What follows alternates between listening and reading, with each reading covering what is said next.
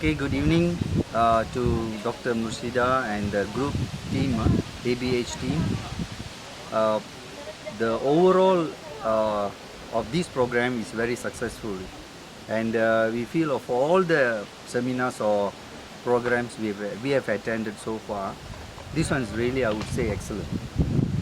And the facilities provided and the training provided for us is really going to help us and it's going to go very far. And we will recommend this to our company and also to our friends of your good delivery of this practical way of budding.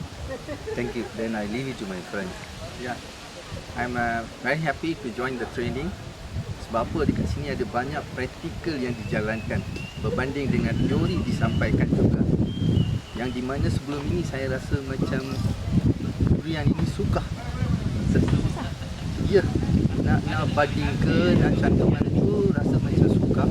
Tetapi apabila dijalankan latihan ini, saya rasa macam mudah.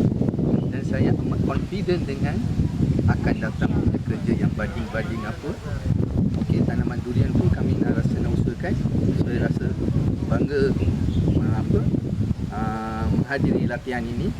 So I'm very happy to say that please whoever want to join, please join the ABH training for future. Thank you so much.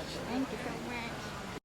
Okey, tuan-puan, program ini juga dianjurkan oleh UMASA dan ABH Inspire Global. Terima kasih banyak-banyak.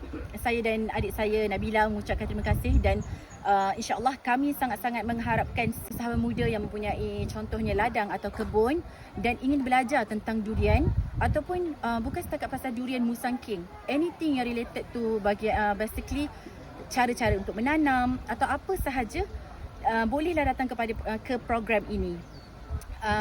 Last but not least, I would say that I bagi 10/10 and thank you so much.